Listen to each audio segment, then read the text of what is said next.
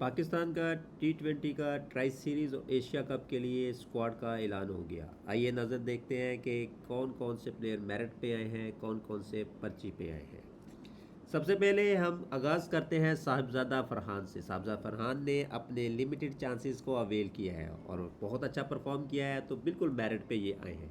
साइम अयूब के बारे में 50-50 है, क्योंकि इनमें टैलेंट काफ़ी है। इन्होंने परफॉर्म भी किया इक्का दुक्का, लेकिन कंसिस्टेंसी नहीं है। लेकिन इसके बावजूद क्योंकि फ्यूचर भी है, यंग भी है, टैलेंट भी है, तो इस लिहाज से इन पे भरोसा करना बिल्कुल सही ख्याल है।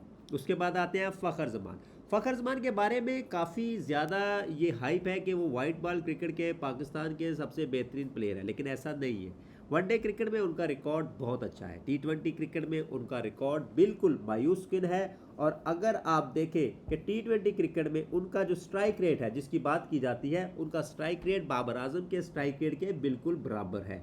और अगर उनकी एवरेज को आप देखें तो उनकी जो एवरेज है T20 क्रिकेट में, वो उन्होंने 97 मैचेस खेल चुके हुए हैं और 97 मैचेस में उनकी एवरेज सिर्फ 22 की है, और जबकि उनके 11-50 है और उन्होंने अभी तक कोई 100 नहीं किया हुआ।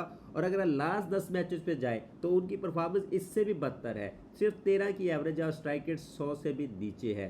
तो अगर आप इस प्लेयर को लेके जा रहे हैं तो आपके लिए बाबर आजम को स्ट्राइक रेट की बेस पे निकालना बिल्कुल बददियानती है। उसके अलावा आप ये भी कहते हैं कि ये प्लेयर जो है बाबर और रिजवान की वजह से वन डाउन खेलता था, लेकिन अभी हमने नोट किया उनकी गैर मौजूदगी में भी ये प्लेयर वन डाउन ही खेल रहा है, ओपन नहीं कर रहा। तो ये एक और बददयानती लोगों की सामने आ रही है। तो लेकिन फिर भी चले, बाकी जो आगे प्लेयर आने वाले हैं उनसे ये बहुत बेहतर है, क्योंकि स्टिल हमें एक उम्मीद होती है, क्योंकि इंटरनेशनल क्रिकेट में इन्होंने परफॉर्म किया हुआ है, तो ये कहीं ना कहीं खड़े होकर परफॉर्म कर सकते हैं। हो सकता है 97 मैचेस के बाद 98 मैच में कोई ऐसा ये परफॉर्म कर दें। उसके बाद आते हैं मोहम्मद हारिस। ये विकेट कीपर बैट्समैन हैं और इनको मिस्टर गूगल भी कहा जाता है, और इनके बारे में कहा जाता है कि जी ये बंदा जो है ये इंटेंट में मास्टर है। लेकिन इसकी हकीकत ये है कि एक पिंडी के फट्टा विकेट पे 100 के अलावा इसने आज तक 50 भी नहीं किया। और इसकी जो एवरेज है T20 क्रिकेट में 100 को मिला के भी, अगर उस 100 को निकाल दे तो फिर 10 की भी नहीं बनती, उस 100 को मिला के इसकी एवरेज है 18.61 की। 23 मैचेस खेल चुका है वो ये बंदा, और उन 23 मैचेस में इसका वही एक 100 है, उसके अलावा कभी 50 भी नहीं किया। और आपको मज़े की अगर बात बताऊं तो पर इनिंग्स इस बंदे ने 11 बाल खेले हैं, यानी कि आप इस बंदे से 11 बाल की उम्मीद भी नहीं लगा सकते कि 2 ओवर खड़ा हो सके। लेकिन ये हमारा टॉप ऑर्डर बैट्समैन है, और उस पर ये अंदाज़ा लगाएं कि आपकी क्रिकेट की क्वालिटी कहाँ पे गिर चुकी हुई है, कि जो बंदा एवरेज 11 बाल खेल रहा है अपने पूरे करियर में, वो आपकी ऑटोमेटिक सिलेक्शन बन चुका हुआ है। उसके बाद आते हैं जी mister intent. Mister intent Salman Ali Agha, जो बिल्कुल कहावत सही पेश आती है कि शाम को दूध नहीं पिलाना चाहिए वरना वो आपको ही डसता है। इस शाम को दूध पिलाया और उन्हीं को डस रहा है कि जी सेल्फिश प्लेयर है, मैं ऐसे प्लेयर को खिलाऊंगा जो टीम के लिए खेलते हैं, मैं इन प्लेयर्स को खिलाऊंगा जो मैच विनर हो, इम्पैक्ट डालते हो। बिल्कुल ऐसा ही होना चाहिए सलमान अली आगा। आइए इनके T20 रिकॉर्ड पे हम नज़र दौड़ाते हैं कि सलमान अली आगा कितने इंटेंट वाले प्लेयर हैं। इनका T20 रिकॉर्ड कहता है 20 मैचेस खेल चुके हुए हैं ये भाई साहब, और उन 20 मैचेस में इनकी जो स्ट्राइक रेट है 115 की है। अगर T20 क्रिकेट 1950 में भी होती ना, तो 115 वाले स्ट्राइक रेट वाला बंदा टीम में नहीं खेल सकता था। लेकिन ये किस बेशर्मी से कहते हैं जी इंटेंट अपने लिए। भाई आप आज की क्रिकेट खेल रहे हो, आपका डेब्यू 2024 में हुआ है, 115 का स्ट्राइक रेट है, आपको शर्म नहीं आ रही कि आप 130 के स्ट्राइक रेट और 40 की एवरेज वाले प्लेयर को कह रहे हैं सेल्फिश वगैरह कह रहे हैं, जबकि आपकी अपनी एवरेज 27 की है, 350 है आपके। लेकिन 115 का स्ट्राइक रेट तो भाई आजकल वनडे क्रिकेट में भी एक्सेप्टेबल नहीं है। तो आप T20 क्रिकेट में पर्ची पे कैप्टन बने हुए हैं, तो इस वक्त हमारे पास ये एक और पर्ची साबित हुए हैं। उसके बाद आते हैं हसन नवाज। हसन नवाज एक ऐसे प्लेयर हैं जिन्होंने वाकईतन अपना लोहा थोड़ी सी क्रिकेट में बनवाया है, मैच विन भी किए हैं, स्ट्राइक रेट भी अच्छा है, इम्पैक्ट भी डाला है, और बिल्कुल मेरिट पे है ये प्लेयर। तो इसलिए ये प्लेयर की सिलेक्शन मेरिट पे हुई है। अब आगे चलते हैं हम खुशदिल शाह पे। तो जनाब खुशदिल शाह, इनकी जो क्रिकेट है पर्ची से शुरू हुई है और पर्ची पे ही आए हैं। ये वही प्लेयर है जिनको क्राउड ने पर्ची पर्ची कहा था तो ये रोने लग गए थे। भाई रोना तो आपको पड़ेगा जब आप पर्ची पे आए होंगे। आप आए हैं उस टीम में जिसका नाम है इंटेंट वाली टीम, और उस इंटेंट वाली टीम में आपने 37 मैचेस खेले हुए हैं T20 क्रिकेट के, आपकी एवरेज है 17 की। आपने कभी 50 नहीं किया, आप तो 40 तक नहीं गए भाई।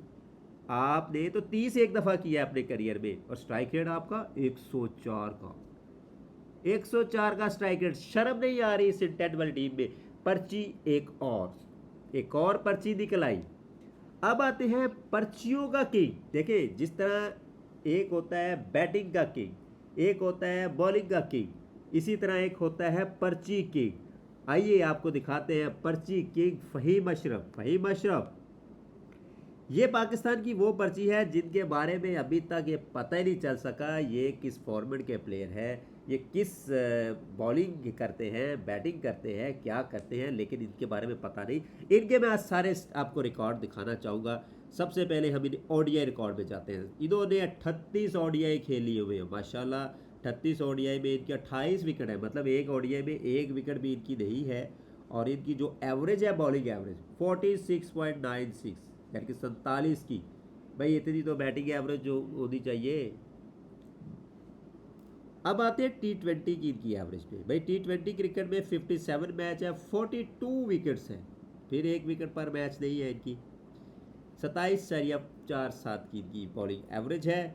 और मज़े की बात यह है कि इन्होंने 1154 बॉल फेंके हैं, तकरीबन 200 ओवर किया है इन्होंने तकरीबन 100 ओवर सॉरी किया, 99 ओवर किए हैं इन्होंने 57 मैचेस में, यानी कि एक मैच में 2 ओवर भी नहीं है इनके।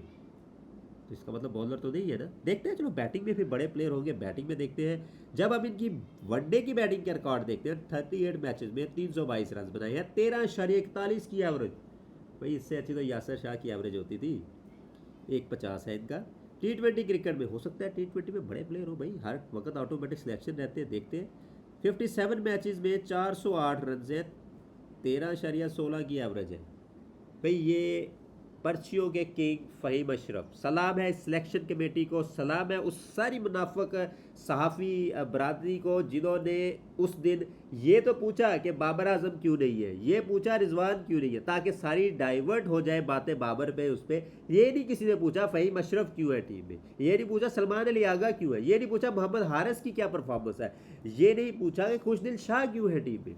अब आते हैं हुसैन तलत में। देखिए, जब नाम आता है फ़हीम अशरफ का, तो फिर तो कोई पर्ची भी हो तो वो मेरिट पे लगता है, इसलिए हुसैन तलत में ज़्यादा मैं बात नहीं करूँगा, लेकिन मैं सिर्फ इतना सा बता दूंगा उसका। मैं T20 थोड़ा सा स्टैट्स बता देता हूँ आपको कि 19 मैचेस हैं, 395 रन हैं, 23.23 की एवरेज है, और 117 का स्ट्राइक रेट है।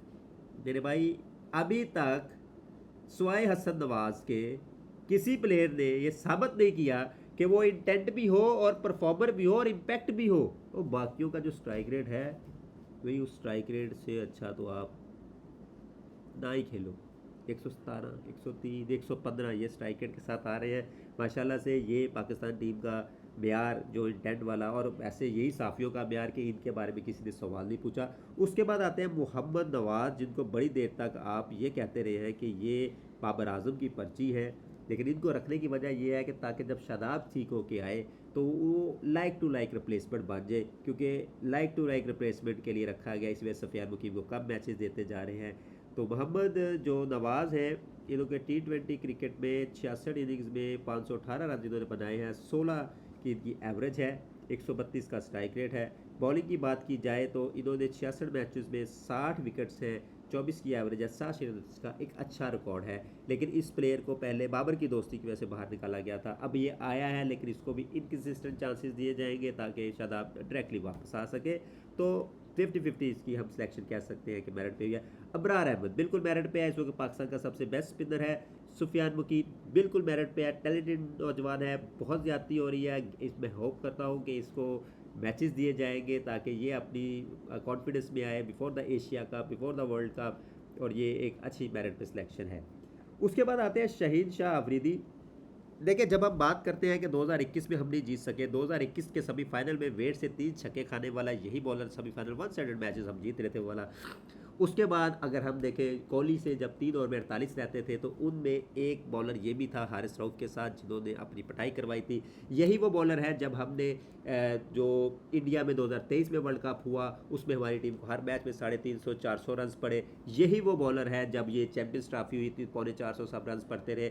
यही वो बॉलर है जिनके होते हुए पाकिस्तान टीम को हर दूसरे मैच में 200 पड़ते रहे। लेकिन ये बॉलर टीम में है क्योंकि ऑब्वियसली लॉबी भी बड़ी मैटर करती है। हारिस रऊफ पे आते हैं। हारिस रऊफ पाकिस्तान की तारीख में सबसे बड़ा कलंक जो पाकिस्तान पे लगा, यूएसए से मैच हारने का लगा। 3 बॉलों में 12 रन डिफेंड करने थे। हारिस रऊफ बेदिमाग बॉलर, बे लॉस रन मशीन बॉलर जो दिल खोल के रन देता है, इसने हराया। लेकिन ये टीम में है, ये वही बॉलर है जिसने 8 पे 28 रहता था, कोहली से 2 छक्के खा के वो मैच हराया। जो तारीखी मैच होना था वर्ल्ड कप में, हमने लगातार दूसरी दफ़ा इंडिया को हराना था। ये वही बॉलर है जिस बॉलर ने आपको जो 2023 का वर्ल्ड कप आया, तारीख में, हिस्ट्री में किसी भी एडिशन में सबसे ज़्यादा पिटने वाला बॉलर बन गया, सबसे ज़्यादा रन देने वाला बॉलर बन गया। ये चैंपियंस ट्रॉफी में इसने सबसे ज़्यादा रन दिए। ये किसी भी टीम से किसी भी वक्त, ये पाकिस्तान की तरफ से खेलते हैं, दूसरी तरफ खेलता है, लेकिन टीम में है। ये भी बहुत बड़ी पर्ची है क्योंकि परफॉर्मेंस जीरो लेकिन टीम में कंसिस्टेंट है। क्योंकि टीम को हराने वाला प्लेयर वो था जो 130 की स्ट्राइक रेट और 40 की एवरेज से खेल रहा था, जबकि अभी 115 116 वाले प्लेयर। हसन अली, कितने मैचेस हराओगे? कब तक 2017 की एक टूर्नामेंट की बेस पे टीम में आते रहोगे?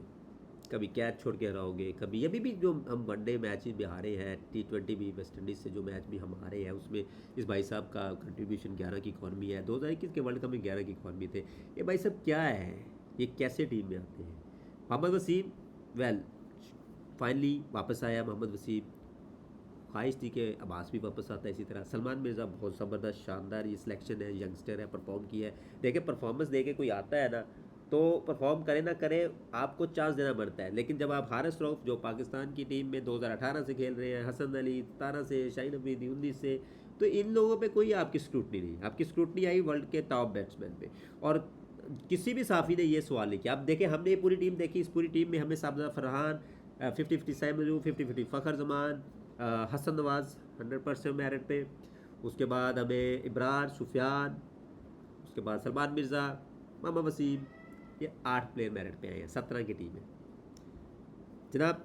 ये हमारे मेरिट का मुकाम बन चुका हुआ है कि हमारी क्रिकेट को इस तरह तबाही पे आ गए हैं कि बांग्लादेश से हम टेस्ट सीरीज़ भी हारे हैं, बांग्लादेश से T20 सीरीज़ भी हार रहे हैं, वेस्ट इंडीज़ से हम 92 के बाद सीरीज़ हार रहे हैं, और हम जीत किसी से नहीं रहे। लेकिन हम कह रहे हैं कि ये जो प्लेयर है, एहसन साहब ने कहा है कि ये इम्पैक्ट प्लेयर है, ये 6 मैचेस में इतने इम्पैक्ट। भाई इम्पैक्ट जितने आप बता रहे हैं उतने मैचेस तो बताएं। बाबर का तो आप इम्पैक्ट कह रहे हैं, ठीक है, मुझे सलमान अली आगा का इम्पैक्ट बताएं किस मैच में हैसन के अंदर।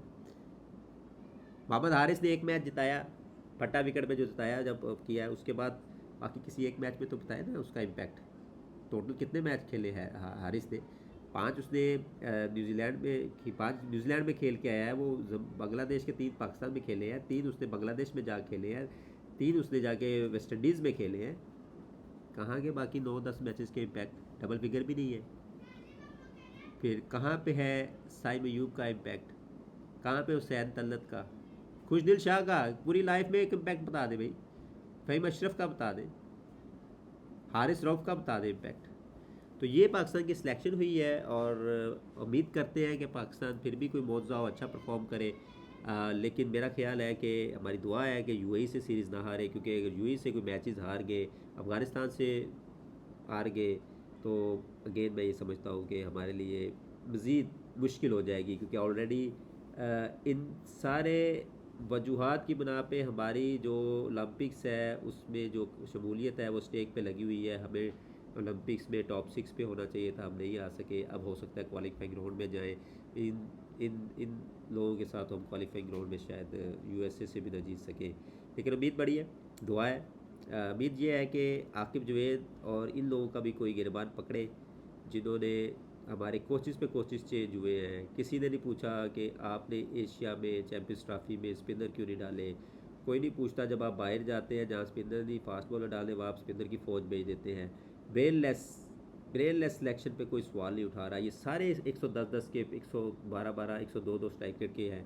आप इंटेंट का नाम लेके इनको बेच रहे हैं, कोई नहीं पूछ रहा, कोई पूछने वाला नहीं है। फ़हीम अशरफ का पूछने वाला नहीं है कि वो बॉलर है कि बैट्समैन है। बॉलिंग में कुछ पाते हैं उसको कैप्टन, और बैटिंग में भी 9 में 10 में भी आता है। होप फुली के कुछ इन 6-7 बंदों को जो चांस मिला है उनको 11 साइड में भी चांस मिले।